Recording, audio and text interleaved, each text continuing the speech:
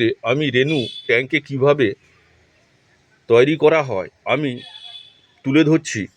দেখুন, অনেক চাষিরা এই ছোট্ট ছোট্ট ভুলগুলোর জন্য ট্যাঙ্কে রেনু তৈরি করতে পারে না।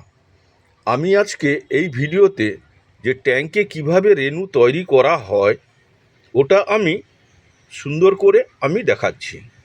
দেখুন, এই একটা ট্যাঙ্ক 35 ফুট লম্বা আর 15 থেকে 16 ফুট চওড়া। এই ট্যাঙ্কে আমার 5 ফুট হাইট আছে। যদি আমি পুরো জল উচ্চতা বাড়িয়ে দিই তখন আমার 60 থেকে 70,000 ওপরে জল ক্যাপাসিটি হয়ে যায়। দেখুন, আমার ট্যাঙ্কে এখনও মাছ স্টক আছে। আর একটা ট্যাঙ্ক আমি রেনু তৈরি করব, এই শুকনো হয়েছে। দেখুন, আউটলেট আছে এবং ট্যাঙ্কটাও দেখালাম কি করে সুন্দরভাবে রেনু তৈরি করতে হয় ট্যাঙ্কে। আজকে আমি পুরো ভিডিওটা তুলে ধরব। দেখুন, ট্যাঙ্কে প্রথম কাজ হচ্ছে ট্যাঙ্কের আউটলেট ঠিক করা। এই আউটলেট যদি ঠিক না থাকে তাহলে কিন্তু রেনু উৎপাদন করা খুব সহজ হবে না। দেখুন, আমার একেবারে নিচের থেকে একটা পাইপ লাগানো আছে।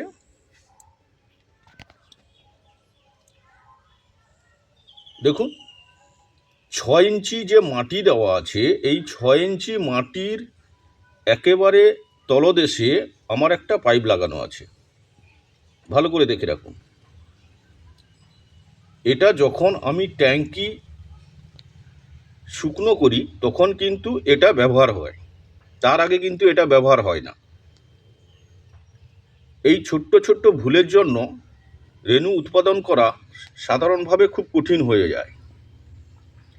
দেখুন, আমার যেটা বড় পাইপ দিয়ে আউটলেট আছে, যেটা মাটির ওপর থেকে যে জলটা বেরোয়, এভাবে কিন্তু যদি আপনারা ট্যাঙ্কে আউটলেট মানে জল নিষ্কাশন পদ্ধতিটা যদি ঠিক করেন তাহলে কিন্তু ট্যাঙ্কে খুব সুন্দরভাবে রেনু তৈরি করা যায়। আমি করেছি, তাই ভিডিওতে তুলে ধরছি। দেখুন, এই হচ্ছে আমার আউটলেট। আমি ট্যাঙ্ক দেখাচ্ছি। দেখুন, আমার এই 70 থেকে 80,000 লিটার যে ট্যাঙ্ক, এই ট্যাঙ্কে দুটো আউটলেট দেওয়া আছে।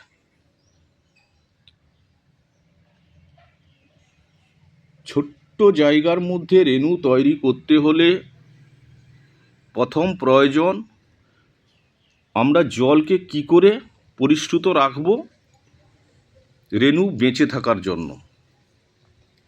রেনুর তৈরির যে প্রধান কারণ হচ্ছে জল। জল যদি ঠিক রাখা যায় যে কোনো রেনু প্রোডাকশান নেওয়া সম্ভব ট্যাঙ্ক থেকে। আমার প্র্যাকটিক্যাল অভিজ্ঞতাতে আমি করছি, তাই আমি আজ তুলে ধরলাম। এই যে ট্যাঙ্ক দেখছেন, আমার এই ট্যাঙ্কে 6 ইঞ্চি মাটি দেওয়া আছে। তলদেশ থেকে একটা পাইপ জল বের করানোর সিস্টেম রেখেছি। আর একটা মাটির ওপরে, এই দেখুন, এটা হচ্ছে মাটির ওপর থেকে জল বের করানো যে সিস্টেম। দেখুন,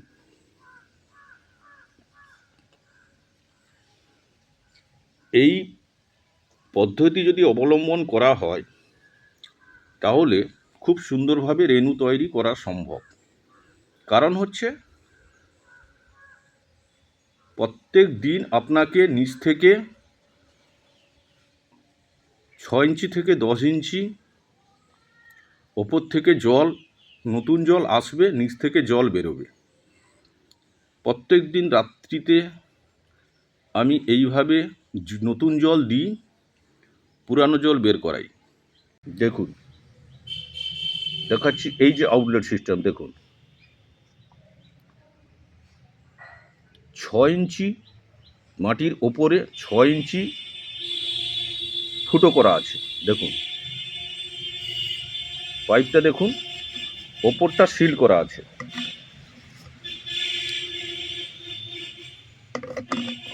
এই দেখুন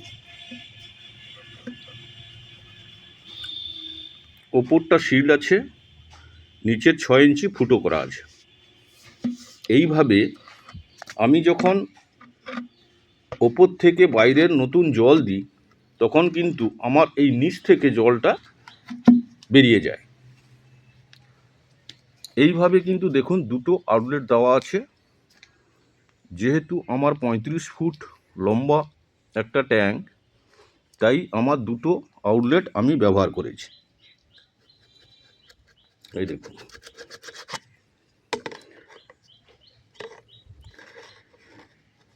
এই মাটি আছে, মাটির ওপরে ঠিক আমার পাইপের পজিশনটা দেওয়া আছে জলটা বের করানোর।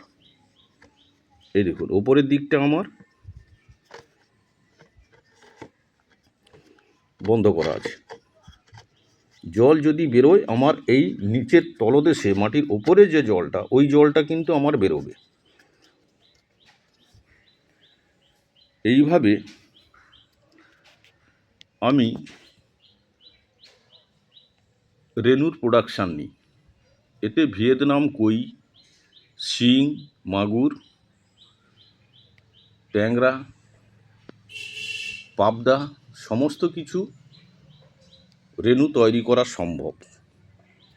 রেনু তৈরির যে প্রধান কারণ জলের গুণগত মান, আর জল নতুন জল দিয়ে পুরনো জল বের করানোর যে পদ্ধতিটা আপনারা যদি ঠিক করেন তাহলে কিন্তু খুব সুন্দরভাবে রেনু তৈরি করা সম্ভব।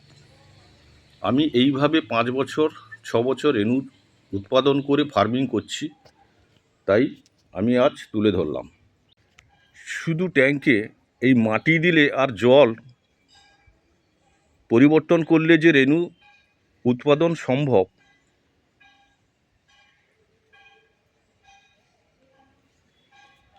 তা ঠিক নয়। আর একটা সিস্টেম রাখা খুব আবশ্যক। দেখুন অক্সিজেন, মাছ রেনু অবস্থায়, ছোট অবস্থায় যে পরিমাণ মাছের রেনুতে যে পরিমাণ অক্সিজেনের প্রয়োজন হয়, আমি কিন্তু প্রথম দিকে এই অক্সিজেন না দেওয়ার জন্য আমি কিন্তু ভালো একটা প্রোডাকশান নিতে পারিনি। আজকে আমি এই ভিডিওতে পুরো রেনুটা আমি যেভাবে প্রোডাকশান নিই খুব বেশি পরিমাণে, আমি আমার যে সিস্টেম করা আছে ওই সিস্টেমটা আমি তুলে ধরলাম এই ভিডিওতে। দেখুন এই আমার অক্সিজেন বক্স, ভালো করে দেখুন। যখন রেনু দেওয়া হয় 2 থেকে 2.5 ফুট জল আমার এই প্লাস্টিকের যে বক্সটা দেখছেন, এটা কিন্তু 2.5 ফুট হাইট আছে। এটা আমি মাটিতে বসিয়ে দিই। এইভাবে প্লাস্টিকের বক্সে আমার ইট দিয়ে দেখুন এয়ার অক্সিটিউব দেওয়া আছে। এই দেখুন এইভাবে এয়ার অক্সিটিউব এই প্লাস্টিক বক্সের নিচের দিকে দুটো ইট দেওয়া আছে, দেখে রাখুন। আর এই এয়ার অক্সিটিউব দিয়ে আমি এইভাবে অক্সিজেনটা সেট করে রেখেছি। এতে কি হয়, রেনুর কিন্তু অপর্যাপ্ত পরিমাণে অক্সিজেনের প্রয়োজন হয়। উচ্চ ঘনত্বে রেনু প্রোডাকশান করার জন্য জল পরিবর্তনের সাথে সাথে অপর্যাপ্ত যদি অক্সিজেন থাকে তাহলে অধিক পরিমাণে রেনু প্রোডাকশান নেওয়া সম্ভব। দেখুন এই আউটলেট সহ নিচে ট্যাঙ্কে 6 ইঞ্চি মাটি দেওয়া আছে। আমি নতুন জল ঢুকাই, ওপর থেকে পুরনো জল বের করাই। অক্সিজেন আমার যখন রেনু ফেলা হয় তখন কিন্তু আমার 24 আওয়ার 24 ঘন্টা অক্সিজেন রানিং থাকে। দেখুন এই ট্যাঙ্ক আমার শুকনো হয়েছে, আমি রেনু ফেলবো। আর এই ট্যাঙ্কে দেখুন আমার এখনও মাছ স্টক আছে, মার্কেটে বিক্রি হচ্ছে। বাজারে আমার বিক্রির মাছটা এখানে স্টক করা আছে। প্রত্যেক দিন আমার মার্কেটে, যেহেতু ক্যাটফিশ জাতীয় মাছ আমি খুব একটা বেশি তুলি না, এই প্রত্যেক দিন 5 থেকে 7 কিলো আমার মাছ মার্কেটে দিই। এতে আমি খুব ভালো পয়সাও পাই। এই ভিয়েতনাম কই আমি বর্তমান 280 থেকে 300 টাকা পাইকারি বিক্রি করি। শিঙি আমি 70 থেকে 100 গ্রাম বডি ওয়েটের 600 টাকা থেকে 700 টাকা আমি পাই। আমার একটা নির্ধারিত মূল্য আছে, ওই মূল্যতে আমি কিন্তু, যারা ব্যবসায়ী আছে ওদের সাথে আমার নির্ধারিত মূল্য আছে, ওই মূল্যতে আমি বিক্রি করি। আর মাগুর ওই 700 টাকার মধ্যে আমি পার কেজিতে পাই।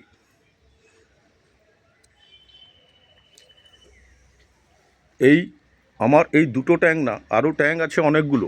দেখুন কিছু মাদার মাছ স্টক আছে। 365 দিনের মধ্যে আমি 210 থেকে 250 দিন কিন্তু মাছ মার্কেটে বিক্রি করি। আমার এই সিস্টেম আছে বলে আমি মাছটা স্টক রাখি। পুকুর থেকে বড় মাছগুলো, বড় সাইজের মাছ তুলে এনে আমি এই ট্যাঙ্কে রাখি, এখান থেকে আমার শিফট হয়, বিক্রি হয়। চলে এলাম রেনুতে। এইভাবে কিন্তু আমি রেনু চাষ করে সফলতা পেয়েছি। দেখুন রেনু চাষের জন্য মাটিটা আমি কিন্তু এইভাবে কিন্তু শুকনো করে নিয়েছি, এতে কিন্তু আমি খুব ভালো রেজাল্ট পাই। মাটি যদি আপনারা ঠিকঠাক না তৈরি করতে পারেন, রেনুর প্রোডাকশানও কম হবে। জলের আউটলেট সহ ট্যাঙ্কের অক্সিজেন সিস্টেম পুরোটাই আমি তুলে ধরলাম। আপনারা যদি এই ভিডিও দেখে উপকৃত হন তাহলে একটা লাইক করবেন, শেয়ার করবেন, সাবস্ক্রাইব করবেন, প্রণাম নেবেন। প্রোডাকশান দেখুন,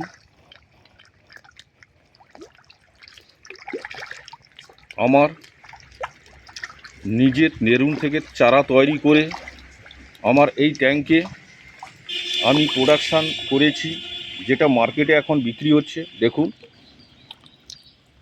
আমি তুলে ধরলাম, যেভাবে ট্যাঙ্কের পুরো সিস্টেমটা দেখালাম, ওই ট্যাঙ্ক থেকে আমার রেনু তৈরি।